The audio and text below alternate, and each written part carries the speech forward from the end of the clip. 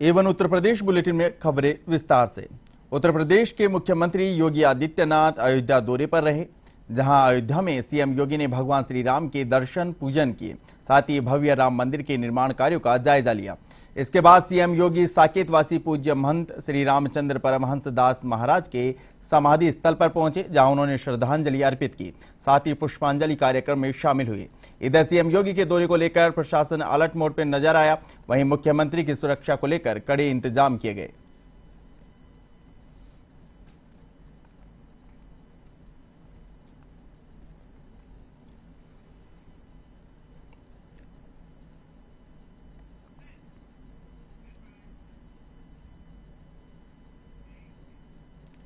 UP Congress के प्रदेश अध्यक्ष अजय राय ने दावा किया है कि राहुल गांधी अमेठी से चुनाव लड़ेंगे और जीतेंगे। इसके साथ ही उन्होंने प्रियंका गांधी से वाराणसी से चुनाव लड़ने की गुजारिश की है। राय ने हाल ही में पार्टी अध्यक्ष का पद संभाला है, उन्होंने ये बातें वाराणसी में कही। राय ने कहा, मैं राहुल गांधी का सिपाही हूं, अगले लोकसभा चुनाव में कांग्रेस डंके की चोट पर जीतेगी। राहुल गांधी का संदेश घर घर पहुंचाया जाएगा। एयरपोर्ट से निकलते ही अजय राय ने कहा, अमेठी से आए सैकड़ों लोग राहुल गांधी की लोकप्रियता के गवाह हैं। अमेठी से सांसद स्मृति ईरानी पर तंज कसते हुए कहा कि वह 13 रुपए में चीनी दिला रही थी, अब 13 रुपए वाली चीनी कहां है। अजय राय ने कहा कि मैं शीर्ष नेतृत्व की उम्मीदों पर खरा उतरने का पूरा प्रयास करूंगा, पूरे प्रण और प्राण के साथ अपनी जिम्मेदारी का निर्वाह करूंगा। वहीं प्रियंका गांधी के भी वाराणसी चुनाव लड़ने की चर्चा पर कहा कि अगर वह आती हैं तो एक एक कांग्रेस कार्यकर्ता अपनी जान लगा देगा। बता दें कि राहुल गांधी अमेठी से 3 बार सांसद रह चुके हैं।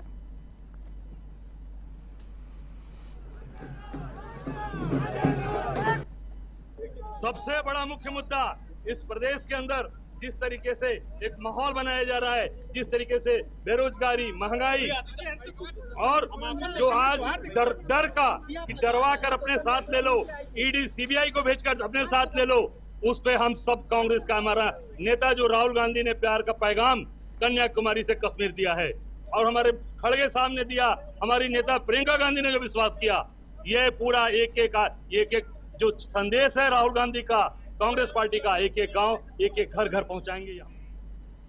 यूपी में कांग्रेस के प्रदेश अध्यक्ष अजय राय के राहुल गांधी के अमेठी से ही चुनाव लड़ने के बयान के बाद से अमेठी में घमासान मचा हुआ है। कांग्रेस नेता और पूर्व एमएलसी दीपक सिंह ने अजय राय के बयान का समर्थन किया। दीपक सिंह का कहना है कि अमेठी की जनता को राहुल गांधी का इंतजार है। प्रवक्ता अनिल सिंह ने कहा कि राहुल का 3 पीढ़ियों से नाता है। दूसरी तरफ बीजेपी के मीडिया प्रभारी चंद्रमौली सिंह ने पलटवार किया है। उन्होंने कहा कि अमेठी की जनता दीदी स्मृति ईरानी को अमेठी की दीदी मान चुकी है। ईरानी ने अमेठी में विकास कार्य किए हैं, वे जनता के सुख दुख में खड़ी रही हैं, इसलिए यहां पर अब राहुल गांधी की दाल नहीं गलने वाली। काल देखा होगा यहाँ के लोगों को, लोग भी परेशान हुए करने की बात ही लगातार कर रहे हैं। और राहुल गांधी जी हर समय हर सुख दुख में, कोरोना जैसे महामारी में राहुल गांधी ने जन जन तक, यहाँ तक कि जो अमेठी के आसपास के लोग थे, अमेठी ही नहीं आसपास के लोगों के लिए, जो गुजरात, महाराष्ट्र, आंध्र प्रदेश जहाँ भी बाहर काम कर रहे थे, उन लोगों को लाने के लिए सब राशन, हर चीज़ की व्यवस्था राहुल गांधी ने किया। और राहुल गांधी का 3 पीढ़ियों का रिश्ता अमेठी से। और राहुल गांधी चुनाव लड़ेंगे और स्मृति ईरानी बुरी तरीके से चुनाव यहाँ हारेंगे, उनकी जमानत जब्त हो जाएगी। अब आज अमेठी में स्मृति वर्सेज कोई नहीं है। जिस प्रकार से दीदी जी ने 2014 से लेकर के 9 वर्ष हो गया यहाँ की सेवा करते हुए, चाहे कोरोना काल देखा होगा, यहाँ के लोगों को लोग भी परेशान हुए, उनको सैनिटाइजर, मास्क, कई माध्यमों से यहाँ की सेवा की और जिनके परिवार से कोई खोया है उनको गले लगा करके उनके दुख को भी बांटने का काम किया है।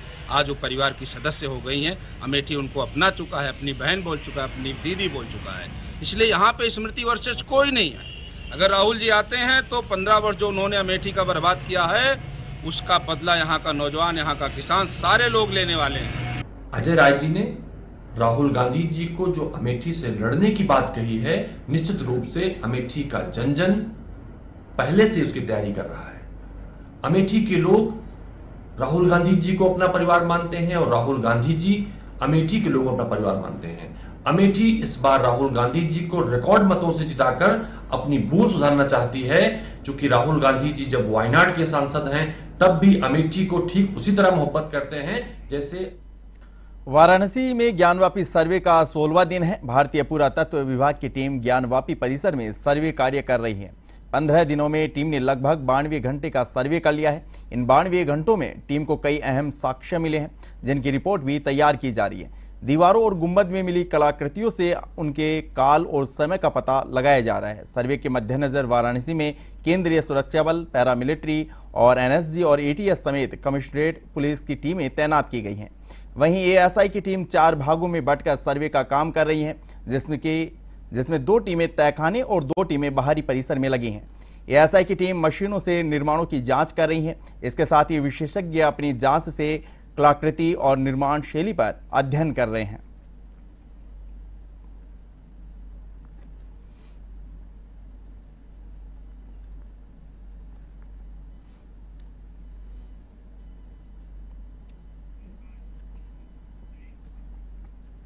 बस्ती के हरैया तहसील सभागार में समाधान दिवस का आयोजन हुआ।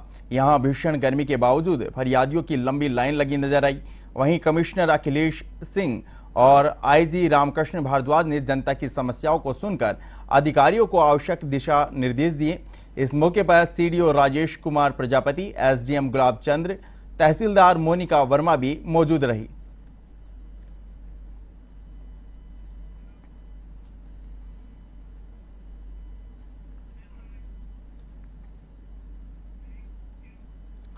शाहजहांपुर पुलिस हाईटेक तरीके से फरियादियों की जनसुनवाई कर रही है। पुलिस अधीक्षक आईपीएस अशोक कुमार मीणा सुनवाई के दौरान थानेदारों के साथ गूगल मीट पर ऑनलाइन रहकर शिकायतों का तत्काल निस्तारण करके कानून व्यवस्था को बेहतर बना रहे हैं। पुलिस अधीक्षक का कहना है कि यह नए उत्तर प्रदेश की पुलिस है। अन्य विभागों के साथ पुलिस भी हाईटेक हुई है। दरअसल जनसुनवाई के दौरान एसएचओ और पुलिस अधीक्षक के साथ दूसरे पुलिस अधिकारियों के बीच तत्काल कोऑर्डिनेशन न होने की वजह से पीड़ित की जन शिकायतों का निस्तारण नहीं हो पाता था। अब पुलिस अधीक्षक आईपीएस अशोक कुमार मीणा ने बरेली जोन में पहली बार ये शुरुआत की, जिसमें पीड़ितों को त्वरित राहत मिल रही है। पीड़ित की शिकायती पत्र का फोटो खींचकर व्हाट्सएप पर तत्काल थानाध्यक्ष को भेजा जाता है, जिस पर उसी दिन कार्रवाई सुनिश्चित की जाती है।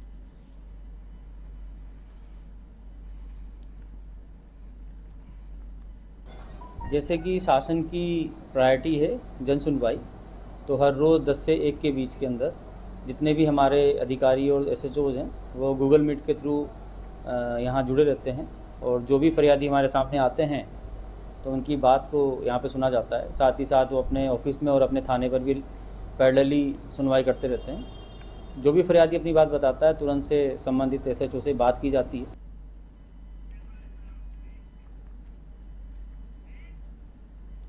सीतापुर में पुरानी रंजिश को लेकर दंपति की निर्मम हत्या का मामला सामने आया है। वहीं एक बच्चे ने भागकर अपनी जान बचाई।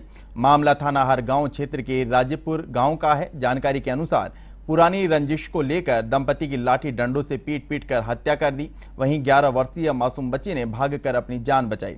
बच्चे ने गांव के 3 लोगों पर हत्या का आरोप लगाया है। इधर घटना की जानकारी मिलते ही मौके पर पुलिस पहुंची। फिलहाल पुलिस मामले की जांच में जुट गई है।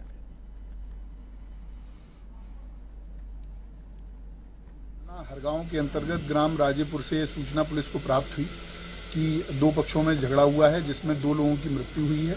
पुलिस के द्वारा मौके पर पहुंचकर जब मौका मुआयना किया गया तो इसमें पाया गया कि 2 व्यक्ति जिनका नाम अब्बास और कमरुल निशा हैं, ये दोनों आपस में पति पत्नी हैं और इनकी उम्र लगभग 50 वर्ष है। इन दोनों की हत्या हुई है। इसमें जो इनके परिवार के जो छोटे बच्चे अभी यहाँ पर मौके पर मौजूद हैं और जो गाँव के जो अन्य निवासी हैं उनके द्वारा बताया गया कि इनके पड़ोसी एक दूसरा परिवार है जो शैलेंद्र जायसवाल, वो उनका परिवार है। इस परिवार के लोगों ने इनके घर के दरवाजे पर आकर मारपीट की, जिस मारपीट में लोहे के डंडे और रॉड इत्यादि से इनके ऊपर वार किया गया, जिससे इनकी मौके पर मृत्यु हो गई। बरेली के नवाबगंज स्थित बिजोरिया मोहल्ले में युवक ने फांसी का फंदा लगाकर आत्महत्या कर ली। मौके पर पहुंची पुलिस ने शव को अस्पताल की मोर्चरी में रखवाया। वहीं पुलिस ने मृतक के पास से सुसाइड नोट भी प्राप्त किया है, जिसमें उसने पत्नी पर गंभीर आरोप लगाए हैं। वहीं मृतक के पिता ने भी बहू के खिलाफ पुलिस को तहरीर दी है।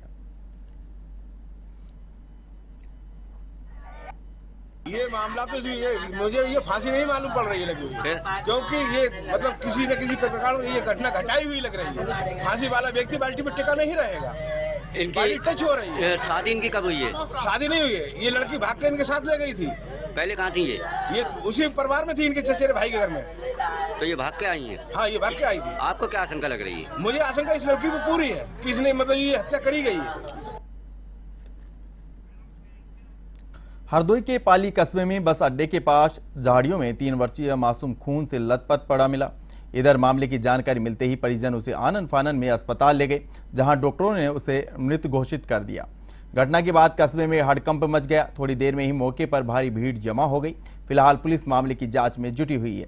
जानकारी के अनुसार मोहल्ला सराय सैफ निवासी हरिओम पांड्या का 3 वर्षीय पुत्र आरब लापता हो गया था, जिसके बाद से परिजन उसकी तलाश में जुट गए। इसी दौरान घर से लगभग 300 मीटर की दूरी पर मासूम आरब खून से लथपथ अवस्था में पड़ा मिला। पंत इंटरमीडिएट कॉलेज के खेल मैदान में झाड़ियों के बीच मासूम का शव पड़ा मिला, जिसके बाद परिजन बच्चे को लेकर अस्पताल पहुंचे, जहां पर चिकित्सकों ने उसे मृत घोषित कर दिया। दिन में लगभग 1 बजे कस्बे से ही एक 4 वर्षीय बालक घर से निकल के कहीं गायब हो गया था। परिजनों के ढूंढने पर उसको एक निर्जन स्थान है झाड़ियों में वो मूर्छित अवस्था मिला, ऐसा बताया गया है।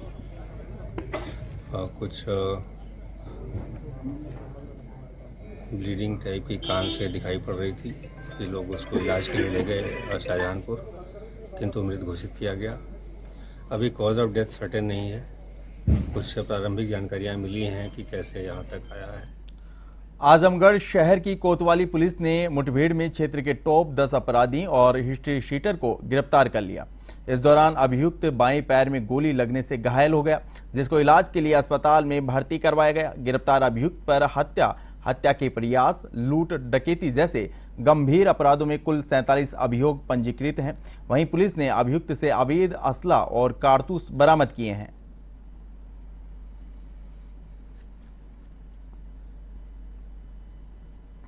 को अंजाम देने जा रहे टॉप 10 के अपराधी व हिस्ट्री शीटर बदमाश सुजीत सिंह उर्फ भकौली की गिरफ्तारी पुलिस मुठभेड़ के उपरांत की गई है।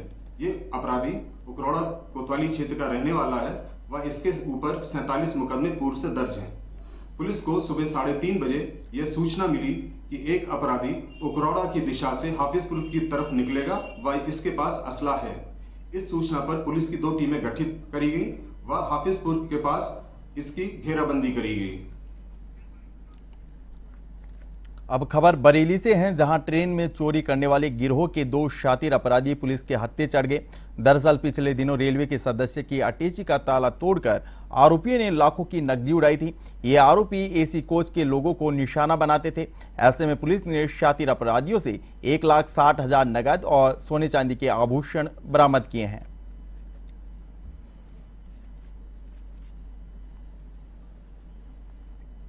काफी मात्रा में हमने ज्वेलरी और कैश बरामद किया है।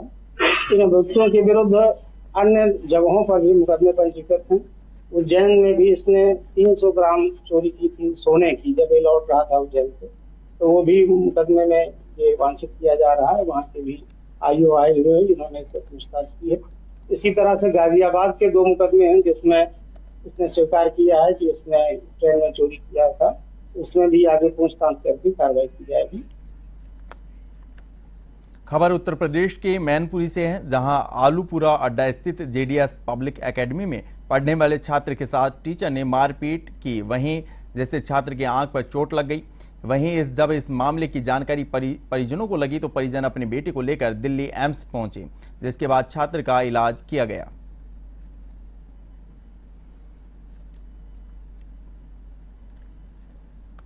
बच्चा हमारा होमवर्क कर रहा था, तो उसने टीचर ने जो भट्टा हिला रहा होगा, भट्टा टूटा और उसने ऐसे फेंक के मारा, तो हमारे बच्चे की आंख में जाके लगा जाके बच्चा हमारा गिर गया, उसे होश नहीं रहा। उसका ब्लड चलता रहा, ब्लड खून पानी कुछ भी नहीं रहा, आंख उसकी बैठ चुकी। 11 बजे हमारे पास फोन आया कि ऐसे ऐसे आपके बच्चे की चोट लग गई है। चोट जब हम स्कूल गए तो वहाँ हमारा बच्चा था नहीं। ये लोग मीनू शर्मा के यहाँ लेकर के पहुँचे। मीनू के शर्मा वहाँ देखा सर तो उसकी आंख से ब्लड चल रहा था। भाई बहनों के पर्व रक्षाबंधन का त्योहार अब नजदीक है। भाई बहन के अटूट प्रेम को रेशम के धागों से जोड़ने वाले इस पर्व को लेकर बाजारों में भी अब रौनक बढ़ती नजर आ रही है। धार्मिक नगरी वाराणसी में इन दिनों बाजार पूरी तरह से रक्षाबंधन त्योहार के लिए तैयार है। बाजार रंग बिरंगी राखियों से अटा हुआ है। इन राखियों की खरीदारी के लिए लोगों की भारी भीड़ नजर आ रही है, जिसमें अहमदाबाद से आई स्टोन राखियों से लेकर बच्चों के लिए कार्टून वाली राखी भी शामिल हैं। बता दें कि शहर की सबसे बड़ी बाजार दाल मंडी में इन दिनों खरीदारों की खासा चहलकदमी है। दुकानदारों ने बताया कि साल भर इन राखियों को बनाने के लिए लोग मेहनत करते हैं और तब जाकर रक्षाबंधन के कुछ दिनों पूर्व यह राखियां बाजार में आ पाती हैं। अब खरीदार और खासकर महिलाएं स्टोन की राखियों को पसंद कर रही हैं। इस बार मार्केट में जैसे कि ट्रेंड इस साल चल रहा है, जैसे राम जी का और शिव जी के त्रिशूल का, और इस साल ड्राई पैटर्न पे आइटम बहुत चल रहे हैं। जैसा कि आप देख सकते हैं हमारे यहाँ ये चांदी से रिलेटेड बहुत सारे आइटम्स चल रहे हैं, जिन्हें चांदी के आइटम्स कहा जाता है। और मेटल्स में बहुत सारे आइटम, जैसे कि आप देख सकते हैं ईविल आई पे, ईविल आई से रिलेटेड बहुत माल यहाँ पे चल रहे हैं। देखिए, डिमांड के पहले जो राखी आती थी सिर्फ धागे की आती थी, मोती की आती थी, लेकिन इसमें स्टोन की राखी की ज़्यादा मांग है। जहाँ तक बड़ों की बात है, बच्चों में जहाँ तक बात है, लाइटिंग राखी है, डोरेमोन, उनको कार्टूनिस्ट कार्टून उनको पसंद है, तो ले दे के जो है कि राखी के एक फैशन की ओर चला गया है, और इसकी वजह से बाजार जो है ठीक ठाक है, लेकिन महंगी राखी ज़्यादा बिक रही है। पीलीभीत के पूरनपुर निवासी युवक ने पारिवारिक विवाद के चलते विषाक्त का सेवन कर लिया, जिसके बाद हालत बिगड़ने पर परिजनों ने सामुदायिक स्वास्थ्य केंद्र में भर्ती करवाया, जहां से जिला अस्पताल रेफर किया गया। पीलीभीत जिला अस्पताल पहुंचते पहुंचते धर्मेंद्र की मौत हो गई। वहीं परिजनों ने एम्बुलेंस संचालक पर लेट लतीफी का आरोप लगाया।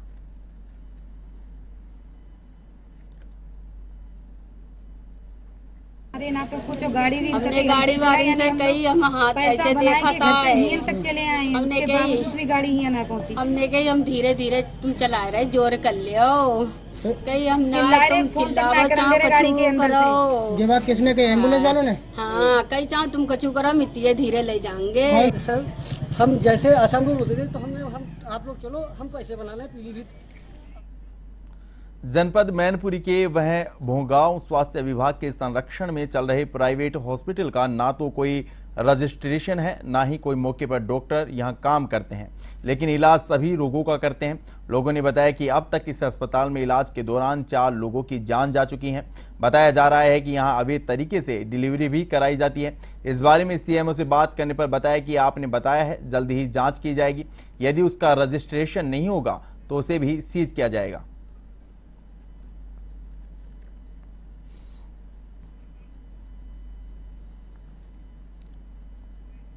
तो मुझको जो है मीडिया के माध्यम से पता लगा कि भोगांव में मुस्कान हॉस्पिटल जो है चल रहा है, और जो संभवतः रजिस्टर्ड भी नहीं है। तो उसकी रजिस्ट्रेशन लिस्ट मेरे पास है, मैं उसको भी देख लूँगा, और अगर अनरजिस्टर्ड होगा तो जो भी नियमानुसार उचित कार्रवाई होगी की जाएगी।